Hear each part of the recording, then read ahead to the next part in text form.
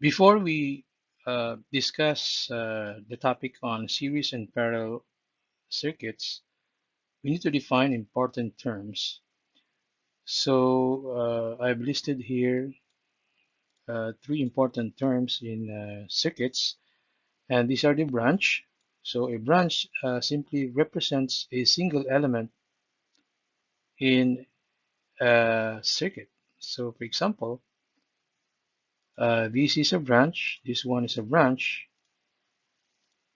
and each of these elements are branches. So based on the definition of branch, uh, there are the number of branches is simply equals to the number of elements. So we also have the node. Now the node is the point of interconnection between two or more branches. So for example, this is a node because it connects the 5 ohms and 10 volts elements. This is also a node because it connects the 2 ohms and the 8 ohms. This is another node. The whole of that thing is a node because it connects several elements. So 5 ohms, the 2 ohms, the 3 ohms, 6 ohms, and the 2 ampere source is connected to this node. Now there is another one, and this is this node. Okay, so it connects one, two, three, four, 5 elements. So all in all, there are 4 nodes. Now a loop is any closed path in a circuit. So let's check what are those loops. So for example, um, this one is a loop because it is a closed path. This one is another loop. This one and this one. Now there are also loops that encompasses smaller loops. So for example, this one is also a loop. It encompasses these two loops, this one and this one. This one is also a loop, and this one as well, and also the outer loop. This is also a loop. So based on the combination, this is a closed path. Now loops that encompasses or cover several smaller loops are called super loops or super mesh. So another name for a loop is called a mesh. So in this circuit, there are 1, 2, 3, 4, 5, 6, 7 branches. There are 1, 2, 3, and 4 nodes. Okay, how about the loops? So if we count just the smaller loops, there are 1, 2, 3, and 4 small loops. Where there are several super meshes or super loops, and one of them, for example, is this one. This is another one, and even this one, and the outer loop as well. This one.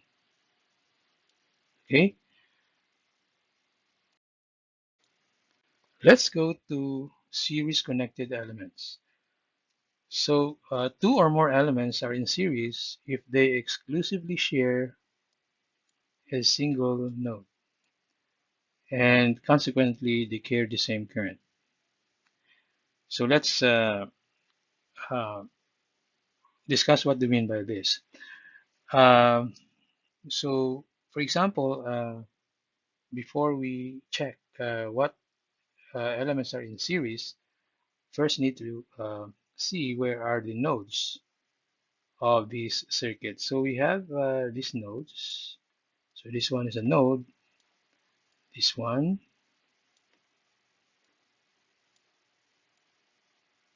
okay. So this node, in this node connects 5 and 10 volts elements. So since they share, only the two of them share this node. They exclusively share this node. Therefore, the 5 and the 10 volts are in series. This node connects the 2 ohms and the 8 ohms elements. Since they exclusively share this node, this single node, we can say therefore that the 2 ohms and the 8 ohms resistors are in series. Um, how about let's say 3 and 6 ohms? Now these two elements are connected to this node, but they don't uh, share that node exclusively. In fact, this node is also shared by the 2 ohms and the 2 ampere elements. So therefore, these two elements, the 3 ohms and the 6 ohms, are not in series connection. So it has to satisfy this definition that the uh, the two elements must exclusively share the node by themselves.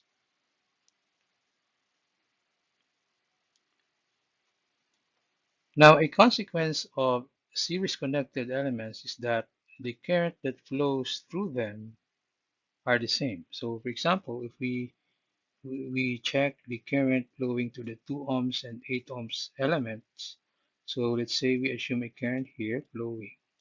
So let's say this is I. Uh, since this is just one path, that current that flows to the 2 ohms will also be the current that flows to the 8 ohms. Therefore, um, um, the same current flows to these two elements. So any elements that are in series, their currents are always the same. Also, the current that flows to the 5 ohms is also the current that flows to the 10 volts. Now, another consequence of series connected elements is that like elements can be combined. So, for example, since 2 and 8 ohms are in series, we can combine these elements. In fact, this is equivalent to 10 ohms. Well, 5 and 10 are in series, but they are not of the same type. Therefore, you cannot combine them. So only elements that are of the same type that are in series can be combined.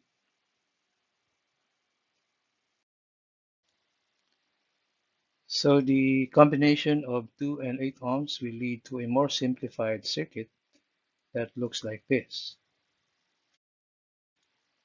Now let's go to parallel connected elements. So the definition of parallel connected elements is that two or more elements are in parallel if they're connected to the same nodes,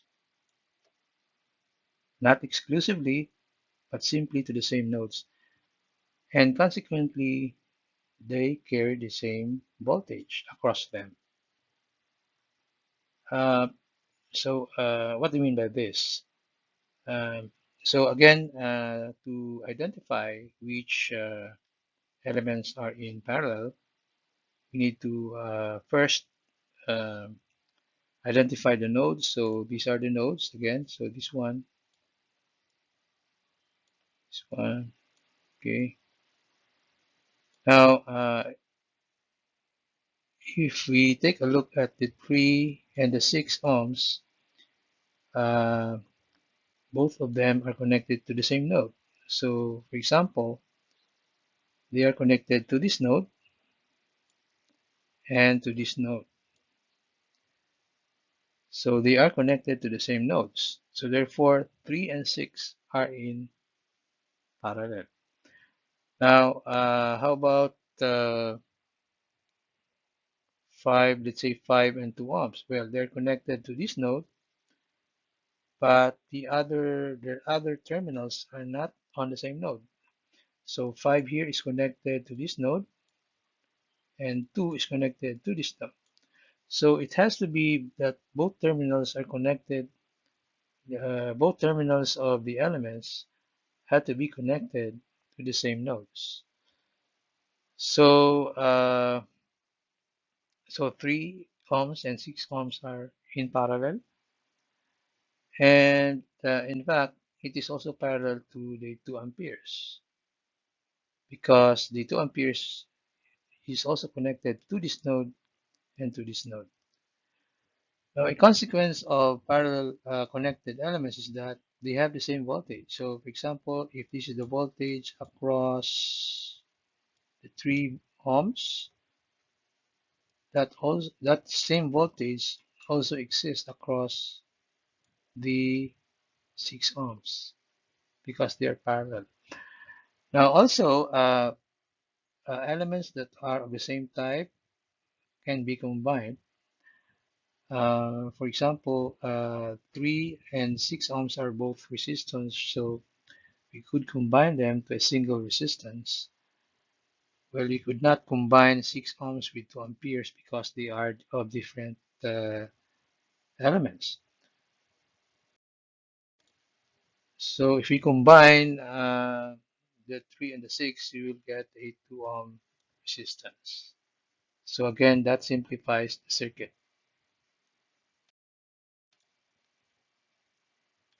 Let's talk about resistances in series and talk about their voltages and the currents through the elements that are connected in series. So here we have two resistances in series. It is connected to a voltage source. Now, what can we say about the currents? So the total current in a series combination is always equal to the currents through the current because the elements are in series. So as I mentioned a while ago, elements that are in series have the same current. So therefore, the total current should be the same as the current that flows through each of the resistances. So in this case, here we have I sub 1, and here we have I sub 2. So I sub 1 equals to I sub 2, which is also the total current that flows to the series combination. Now the voltage, for the voltage, we have this relationship. So the sum of the voltages across each series element must equal to the voltage that is impressed across the element. So the voltage across here, the voltage impressed to the series combination is this voltage. So that must equal to the sum of the voltages of across each element. Uh, Also, since the elements are in series, we can combine them into one resistance called the equivalent resistance. And this is simply the sum of all the resistances that are in series. And since they can be replaced by a single resistance, which is the equivalent resistance, we can apply Ohm's law there. And we see that this voltage, which is also the voltage across the equivalent resistance, should equals to the total current times the equivalent resistance. So this is simply Ohm's law. Now let's go to resistances in parallel. Now, in resistances in parallel, we know that their voltages are the same. Okay, so we have here in our illustration two resistances, R1 and R2, that are connected in parallel. Now, what is the relationship of the currents through the elements and the total current? So the relationship is such that the total current will be the sum of the currents that flows through each of the elements in parallel. Okay. Now, since their voltages are equal, so since this element and this element is in parallel with this element, we can say that the voltages, so the voltage impressed across the parallel combination, will be the same as the voltages across those elements. Now, for a parallel combination, the relationship among the resistances is that the sum of the reciprocal is equal to the equivalent resistance. Okay, so to get the equivalent resistance, we simply use this relationship and we arrive at this equivalent circuit. So again, by using Ohm's law, we have this relationship. Now, a very common circuit is there are two resistances in parallel. So this is a type of circuit that is commonly encountered. So the equivalent resistance of two resistances in parallel is given by this shortcut formula. So this formula actually comes from this general formula. Now note that the equivalent resistance of resistances in parallel is always less than the smallest resistance in the combination. So if you are trying to get the equivalent resistance and you get something that is larger compared to the smallest resistance, something must be wrong on the computations. Now another quantity that is useful in resistances in parallel is called conductance. So conductance is simply the reciprocal of the resistance. So and the unit is an inverted ohm, so we call it a mho. Now, since resistances in parallel are related in this manner, if we apply that to conductance, what we get is this relationship, okay? That the sum or the equivalent conductance in a parallel connected resistance is the sum of the individual conductances. And therefore, we could also say that the voltage is given by this relationship.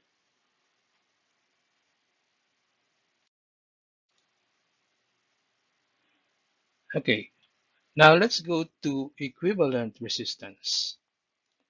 Equivalent resistance is the combined resistance of a network of resistances. So here we have an example. Say we have a network of resistances connected to a source.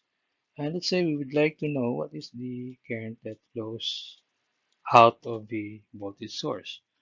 So in order to solve this, we need to replace this network of resistance called an equivalent resistance. So we are after with a circuit that looks like this. So this is the equivalent resistance. So the question here is how are we going to get this resistance? To compute for the equivalent resistance, first we need to identify the nodes of this circuit. So these are the nodes.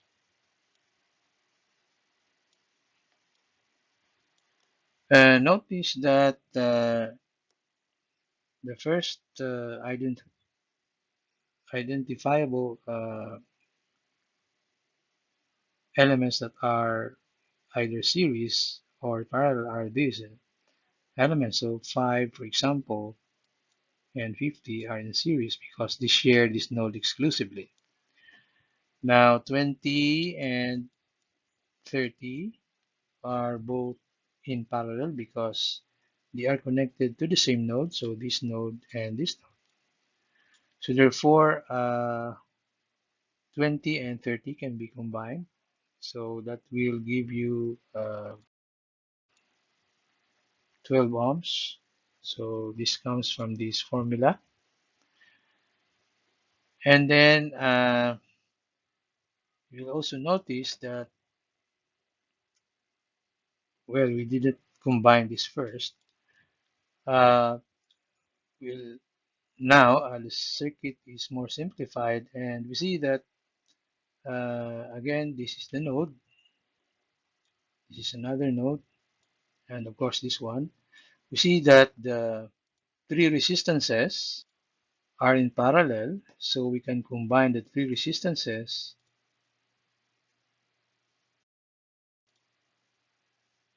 that way. So the combination is simply just 4.8 ohms, and you'll notice that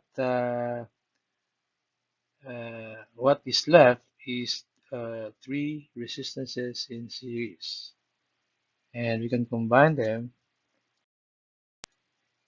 and see that the 100 volts is simply connected to a 59.8 ohms. And based from there, we can compute for the current using Ohm's law.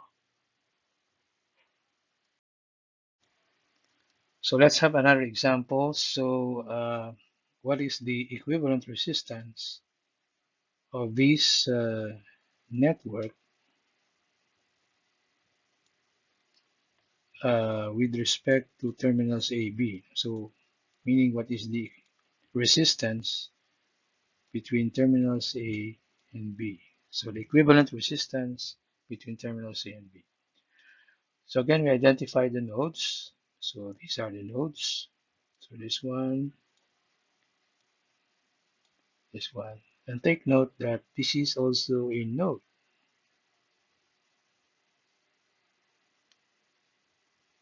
that connects 30, 12, 60, and 10. So four resistances. Of course, this is another node. So because 12 and 60 next to the same node, meaning I can combine them. And let's say I'm going to combine the 12 and put it in parallel to 60. So I will arrange the drawing. So I placed 12 ohms clearly in parallel with 60, which is just the same. Uh, so so obviously we can combine these two,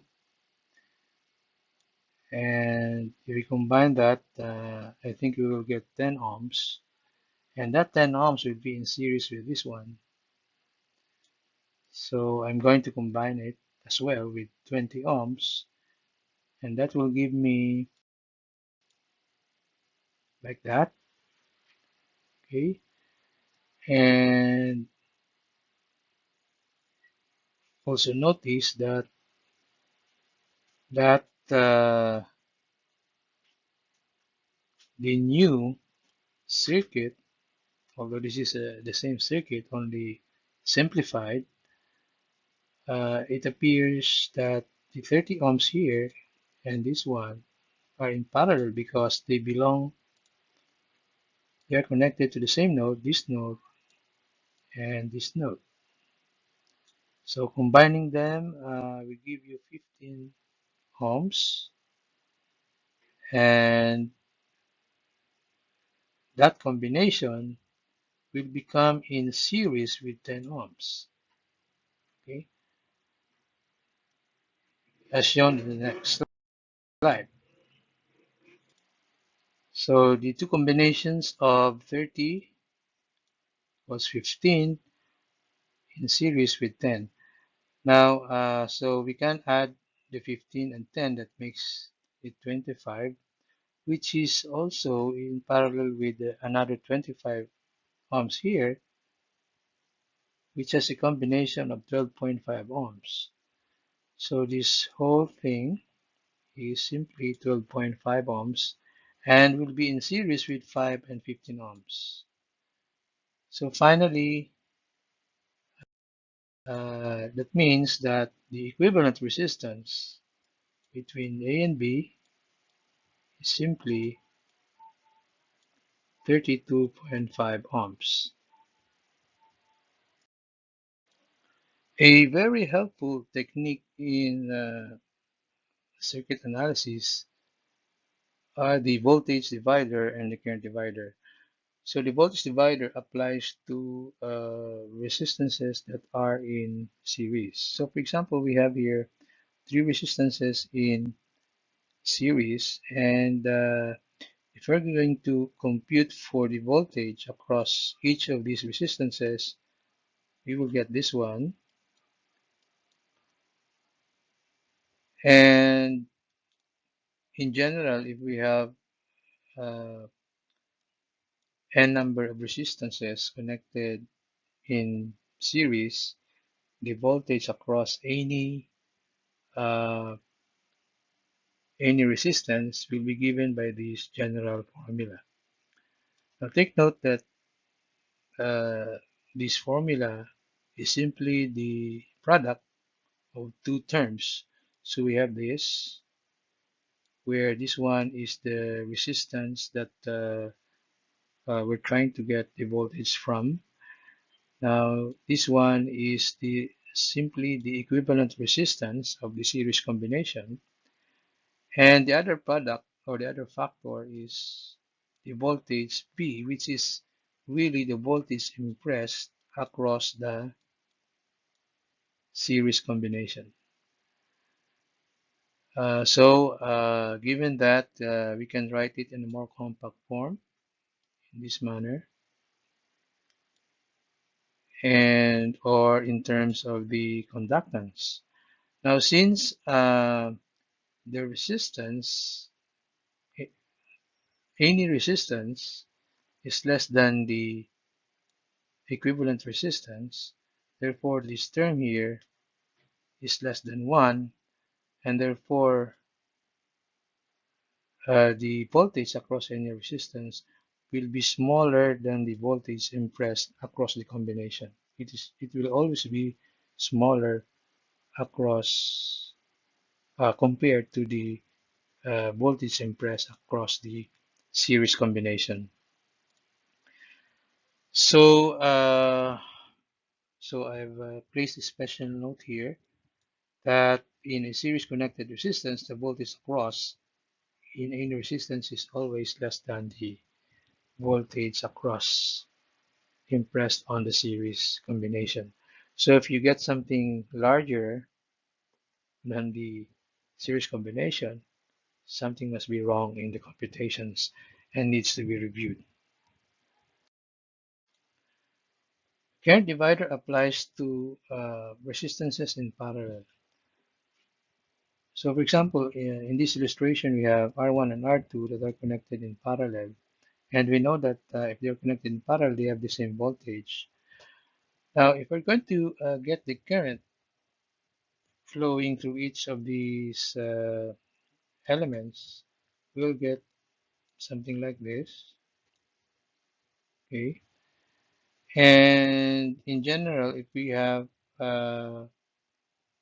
several resistances in parallel, the current at any given resistance will be given by this general formula. And note that uh, our equivalent here is the equivalent resistance of the parallel combination, And as we said before, that she's always less than the smallest value of any of the smallest value of the resistances that are in parallel. So therefore, this one is always less than this one, and we will get an IN that is always less than the current flowing through the parallel combination. So again, I placed a special note that in parallel connected resistance, the current through any resistance is always less than the current that flows towards the parallel combination. Take note that for this technique to be applied accurately, the resistances had to be in parallel. So if the circuit has an element, for example, that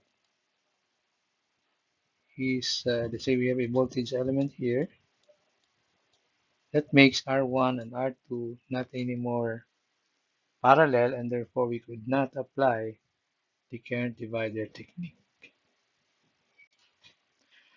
Okay, so that ends our video for this topic. And in our next video, I'm going to give a few examples to illustrate what we have discussed.